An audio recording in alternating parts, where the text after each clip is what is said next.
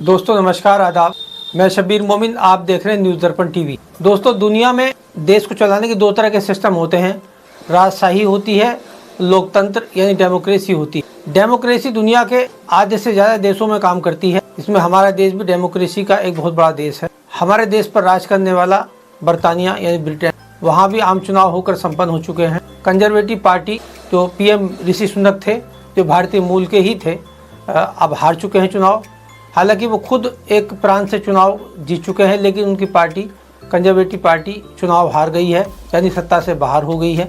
साथ ही साथ labour party जो प्रमुख पार्टी है वहाँ की, 14 साल के वनवास के बाद सत्ता में वापस आ गई है। कीयर स्टारमर लेबर पार्टी के प्रमुख नेता थे और वो पीएम बरतानिया के बन गए हैं। कई खबरों के मुताबिक ऋषि सुनक की सरकार महंगाई रोकने में नाकाम रही।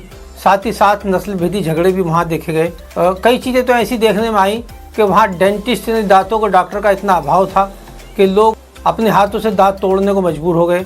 बहुत सी ऐसी बातों के चलते बरतानिया की जनता इस सरकार से यानी कंजर्वेटिव पार्टी की सरकार से ऊब गई थी।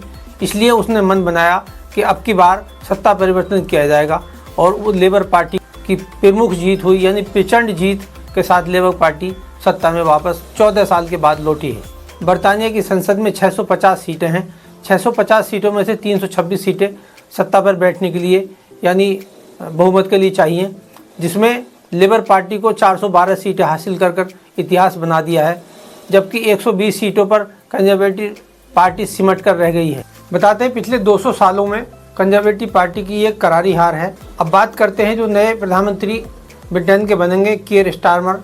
कीयर स्टारमर 2015 में पहली बार सांसद बने और उसके बाद 2020 में लेबर पार्टी के प्रमुख नेता बने।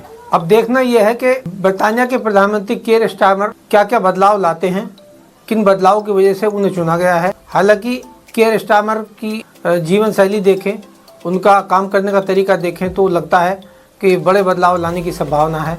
अब ये आगे देखा जाएगा कि कीयर स्टारमर देश के लिए क्या करते हैं। जहाँ अब पिछले कई देशों के चुनाव की बात चल रही है, तो वहीं फ्रांस में भी राष्ट्रपति चुनाव हो रहे हैं। फ्रांस में जो राष्ट्रपति इमैनुअल मैक्रो हैं, उनकी पार्टी से उनकी दूसरी पार्टी जो विपक्षी पार्टी है, कट्टरपंथी पार्टी, वो इनसे चुनाव में आगे निकल गई है। प्रथम चरण के मतदान के अनुसार दूसरा चरण का चुनाव चल रहा है। हालांकि इमैनुअल मैक्रो ने कहा है कि मैं चुनाव हारने के बाद भी पद नहीं छोड़ूंगा। उसके साथ ही साथ उन्होंने कई बड़े ऐलान भी किए।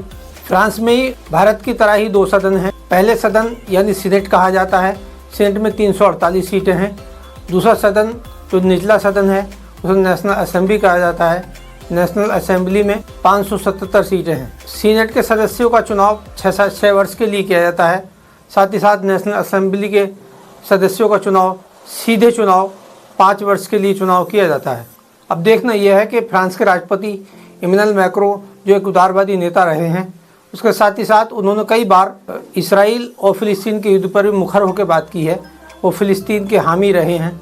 साथ ही साथ उन्होंने कई बार कहा कि इसराइल को अब अपनी बर्बरता नहीं करनी चाहिए, रोक देनी चाहिए।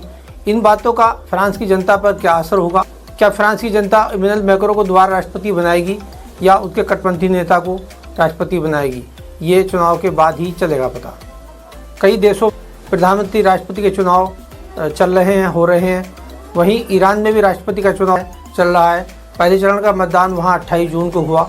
ईरान में दूसरे चरण का मतदान 6 जुलाई को संपन्न हो गया। मसूद पेजेश्कियान ने जीत दर्ज की है। उन्हें 53.4% वोट मिले हैं। ईरान के राष्ट्रपति पद पर बैठने के लिए 50% कम से कम वोट हासिल होने चाहिए, जबकि उनके प्रतिद्वंदी सईद जलीली को 44.6% वोट मिले हैं। अब ईरान के राष्ट्रपति मसूद पेजेश्कियान होंगे, जो एक उदारवादी नेता हैं। हालांकि हिजाब के ऊपर भी उनका बयान कई बार आ चुका है। वो हिजाब के विरोध में रहते हैं। उनका मानना यह है कि तरक्की के दौर में इंसान को घर से बाहर निकलकर तरक्की के रास्ते खोजने होंगे। पढ़ाई के ऊपर जोर देने वाले पेजेश्कियान एक डॉक्टर और सर्जन हैं। लंबे समय से राजनीति में रहे हैं।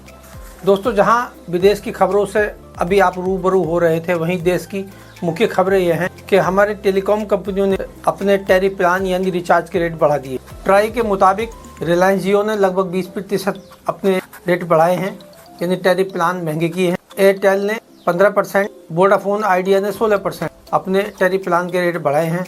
भारत में 109 करोड़ मोबाइल यूजर पर लगभग एक साल में 35,000 करोड़ का अतिरिक्त भार पड़ेगा। यानी 35,000 करोड़ रुपए अधिक उपभोक्ताओं के जेब से निकाले जाएंगे। ये ट्राई ने इसके आंकड़े दिए हैं कि ट्राई ने जो ये आंकड़े पेश किए हैं, जो रिचार्ज कंपनियों ने अपने दाम बढ़ाए हैं, टैरिफ प्लान महंगे किए हैं, ये अगर चुनाव से पहले हो जाते, महंगे कर दिए जाते, तो क्या इसका बीजेपी मतदाताओं पर या भारतीय मतदाताओं पर क्या प्रभाव पड़ता। ये सोचकर भारतीय जनता पार्टी की सरकार इसके प्लान को पहले नहीं बताया, नहीं किया, चुनाव के बाद इसीलिए लागू किया ताकि इसका विपरीत असर वोटों पर ना पड़े। अब देखना सरकार महंगाई के मामले में कितना काबू पा पाती है। हालांकि महंगाई पूरे चुनाव में एक मुद्दा रहा है।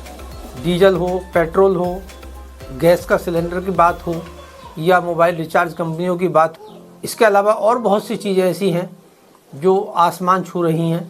महंगाई काबू से अभी भी बाहर है, लेकिन सरकार का क्या प्लान है महंगाई को काबू करने के लिए।